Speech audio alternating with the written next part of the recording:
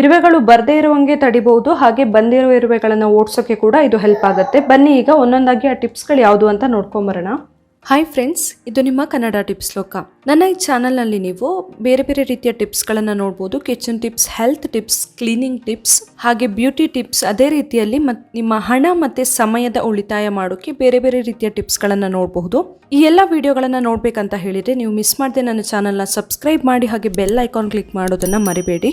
ಇದಕ್ಕೆ ನಾನು 1 tea spoon ಆಗುವಷ್ಟು ಅರಿಶಿಣನ ಹಾಕ್ಕೊಳ್ತಾ ಇದ್ದೀನಿ. ಅಡುಗೆಗೆ ಯೂಸ್ ಮಾಡುವಂತಹ ಅರಿಶಿಣ. ಈ ಅರಿಶಿಣಕ್ಕೆ 2 ಕರ್ಪೂರನ ಪುಡಿ ಮಾಡಿ ಹಾಕ್ಕೊಳ್ಬೇಕು. ಕರ್ಪೂರದ ಸ್ಮೆಲ್ಲಿಗೆ ಕೂಡ ಇರುವೆಗಳು ಅಷ್ಟಾಗಿ ಬರೋದಿಲ್ಲ. ನೀವು ಕೈಯಲ್ಲೇ ಬೇಕಂದರೆ ಪೀಸ್ ಮಾಡಿ ಹಾಕ್ಕೊಳ್ಬೋದು ಕರ್ಪೂರ, ಇಲ್ಲಾದರೆ ಚಿಕ್ಕದಾಗಿ ಪುಡಿ ಮಾಡ್ಕೊಳ್ಬಹುದು. ಅರಿಶಿಣನೂ ಕೂಡ ಹಾಗೆ, ಅರಿಶಿಣ ಜಾಸ್ತಿ ಹಾಕಿದಾಗ ಇರುವೆಗಳು ಎಲ್ಲ ಬರೋದಿಲ್ಲ. ನಾನು ಚಿಕ್ಕದಾಗಿ ಪುಡಿ ಮಾಡ್ಕೊಳ್ತಾ ಇದ್ದೀನಿ. ಕೈಯಲ್ಲಾದರೆ ಸ್ವಲ್ಪ ದೊಡ್ಡದಾಗಿ ಪೀಸ್ ಮಾಡಿ ಹಾಕ್ಬೋದು. ಇದಕ್ಕೆ ಈಗ 2 ಕರ್ಪೂರನ ಪುಡಿ ಮಾಡ್ಕೊಂಡಿರೋದನ್ನ ಹಾಕಿದ್ದೀನಿ. ಇದಕ್ಕೆ ಈಗ ಸ್ವಲ್ಪನೇ ನೀರು ಹಾಕ್ಕೊಳ್ಬೇಕು, ಜಾಸ್ತಿ ಬೇಕಾಗಲ್ಲ. ಜಸ್ಟ್ ಪೇಸ್ಟ್ ಥರ ಆದರೆ ಸಾಕು ನಮಗೆ. ನೀರು ಹಾಕ್ಕೊಂಡು ಕರ್ಪೂರ ಮತ್ತು ಅರಿಶಿಣನ ಚೆನ್ನಾಗಿ ಮಿಕ್ಸ್ ಮಾಡ್ಕೊಳ್ಬೇಕು, ಪೇಸ್ಟ್ ರೀತಿ. ನೀವು ಸ್ಪ್ರೇ ಮಾಡ್ತೀರಾ ಆದರೆ ಸ್ವಲ್ಪ ನೀರಾಗೆ ಮಾಡ್ಕೊಳ್ಬಹುದು. ಇದೀಗ ಕರೆಕ್ಟಾಗಿ ಮಿಕ್ಸ್ ಆಗಿದೆ.